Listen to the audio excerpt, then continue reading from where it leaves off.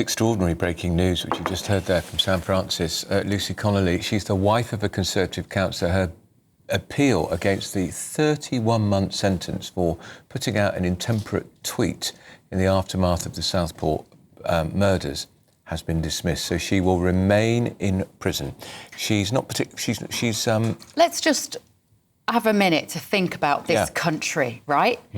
This is a mother who has now got 284 days to remain away from her child and her husband and, who knows, her parents, maybe, her extended family, because she wrote one angry post on social media.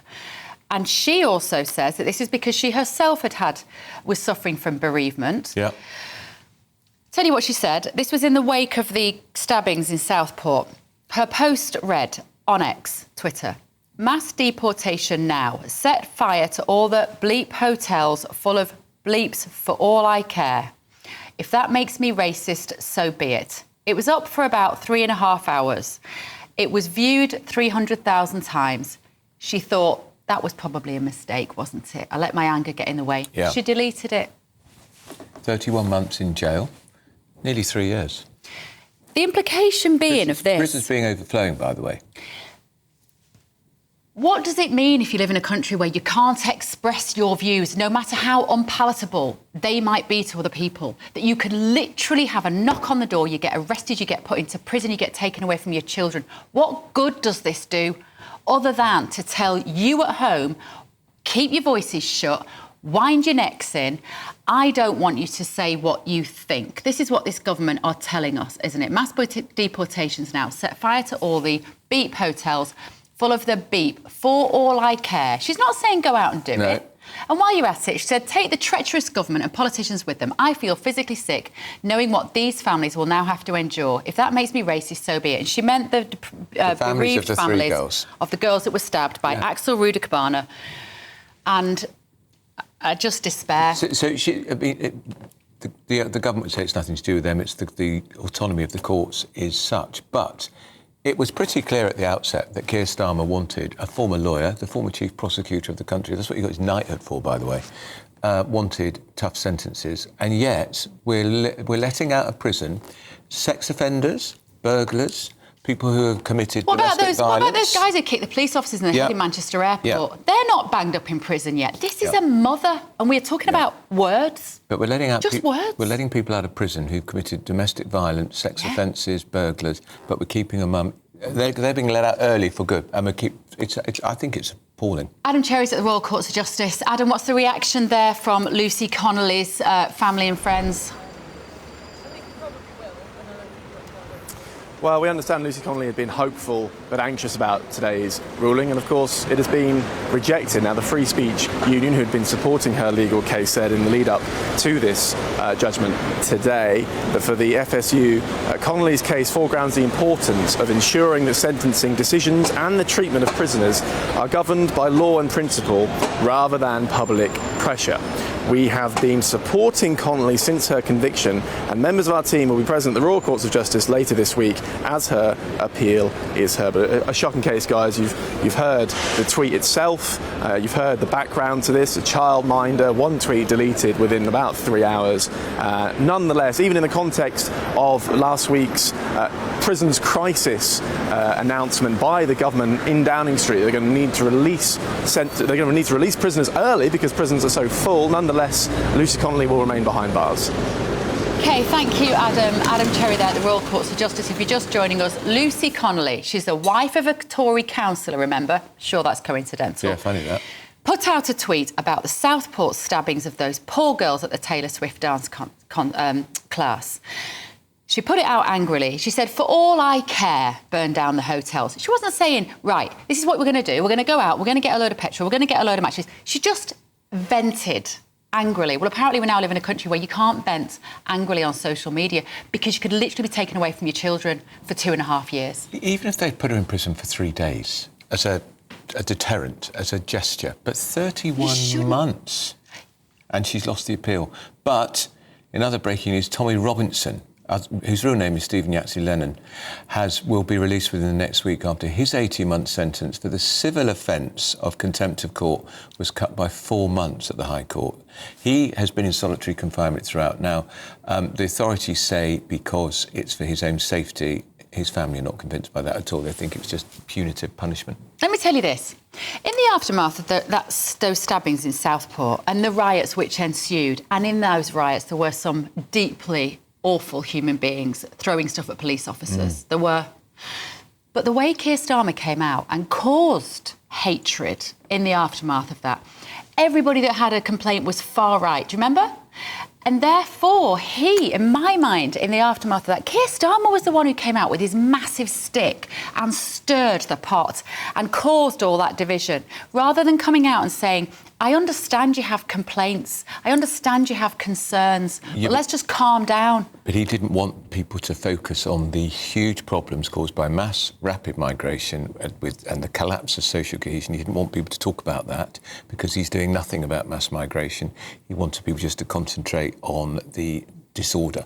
And in the aftermath of that, and this is why when people say this isn't political, this is legal, the legal profession was listening to what Keir Starmer was saying at that time.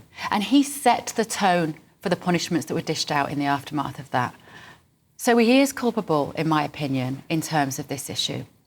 Yeah. I'm not saying that Lucy Connelly was right. No, the tweet was offensive.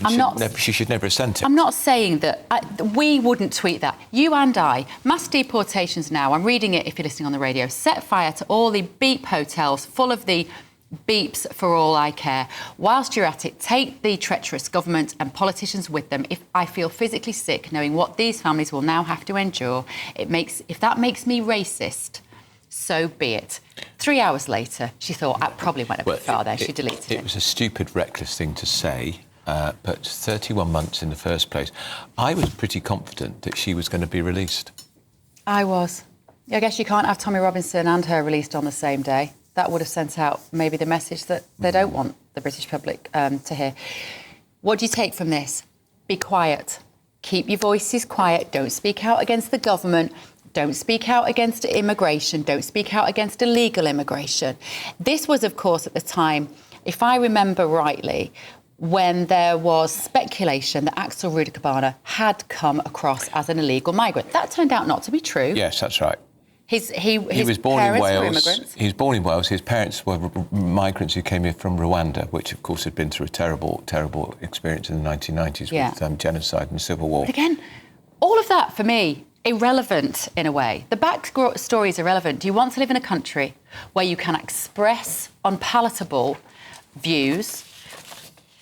She was done for inciting racial hatred, remember. And maybe that would make you hate people of a different colour. I tend to think people aren't that stupid, and that you can read something on a tweet, but it doesn't mean that you are going to act on it. Well, of course it doesn't. And we live in a very dangerous time if the assumption being somebody else's action is the responsibility of somebody who said something. Do you see?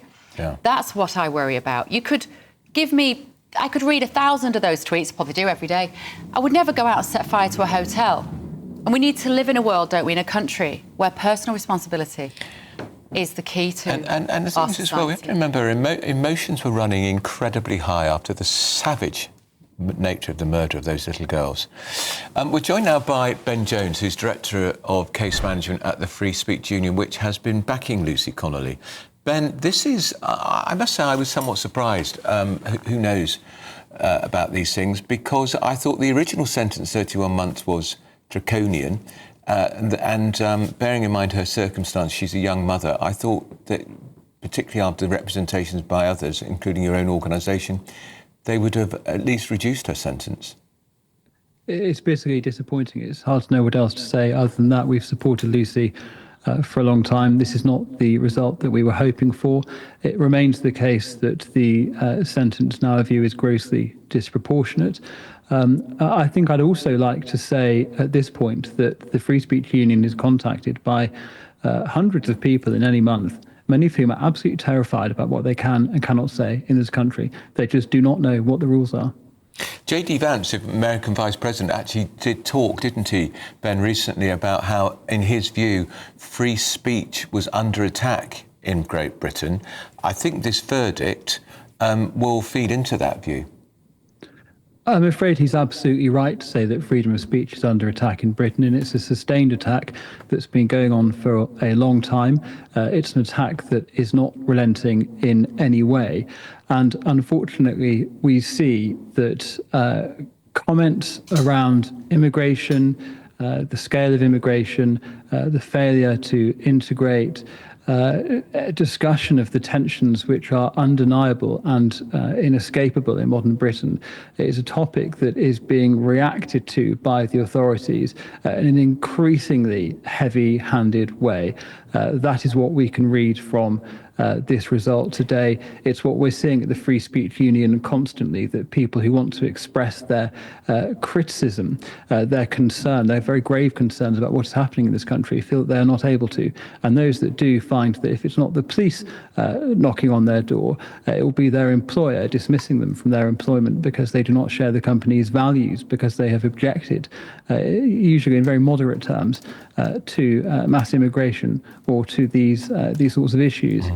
Do you suspect in any way, I mean, I appreciate this is going to be a subjective view, Ben, but that the judiciary are taking their lead from the top? We have a very prominent human rights lawyer in number 10 who made his views quite clear after the Southport riots. I think we're in a dangerous situation as a country where that will be the perception of millions of people in this country reacting to this verdict, that trust in the police, in the authorities generally, in the courts and the judiciary, I think is in a free fall. This is a terrible situation for any country to be in. And I think that many, many people watching this will agree entirely with what you've just said. Her own son, Lucy Connolly, had a son that died 14 years earlier.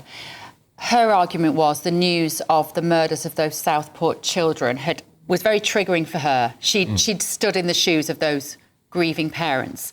And when she was asked why she deleted the post, she told the court, I calmed myself down, and I know that wasn't an acceptable thing to say. It wasn't the right thing to say. It wasn't what I wanted to actually happen. It's very difficult to see any sort of other factors other than just cruelty and making a political point that have resulted in this woman being taken away from her daughter for 2.5 years. Is this the end for her now in terms of appeals, Ben? Does she have anywhere else that she can go? It's difficult to say at this point. We're reviewing it, and clearly the judgment has only just come out a few minutes ago. I think the point I would make at this stage, at the risk of labouring the point, is that I think this ruling, and when you look at the wording she used, for all I care, I think is the crucial phrase, for all I care. I think, in my view, clearly this is not a form of words that she should have used. She realised that very quickly within a few hours afterwards, and as you say, she deleted this post. But this is not somebody who set out to incite violence or racial hatred. This is somebody who, for entirely understandable human reasons, had a reaction to that horrifying news that she later regretted and very immediately recanted. And I think people watching this overwhelmingly are going to see that this is a grossly disproportionate sentence, and the decision today is the wrong one. I think one of the things, Ben, that I find really chilling about this as well is the fact that when she was arrested and the police confiscated her phone, they found other things that she had said in private on WhatsApp exchanges with friends, which were also deemed to be racist. And she was grilled about this in the court, and they said, do you think we're being invaded by immigrants? And she said, I believe that we have a massive number of people in the country that are unchecked coming into the country, and I believe that is a national security risk. It's almost like what she said in the court, they deem as irrelevant compared to private conversations she'd had with friends about immigration, particularly illegal immigration, on the private WhatsApp messages. Is that relatively a new phenomenon for courts to look at your private correspondence? Well, I think what I'd say to that point, I'd point you to the example of the Scottish Hate Crime Act, which came into effect a little over a year ago, which removed the private dwelling defence. And so I think what we are seeing increasingly, whether it's from the police or whether it's from employers looking at what people are saying in private, in WhatsApp chats, we are seeing a disregard for people's privacy and for their right to express views, even unpalatable views, in private, in the home, or in a WhatsApp conversation. Yeah. Fascinating, Ben. Thank you. And deeply disturbing. It is. That's Ben Jones, who's from the Free Speech Union, which was backing Lucy Connelly. Now up next, we have a shocking story about the pandemic treaty. It's going to really wind up Bev. Well, I tell you what, if you think us cozying up to the EU is a problem, just wait to hear what sovereignty we have just given away to the World Health Organization. You need to understand it. Don't go anywhere. Britain's Newsroom on GB News.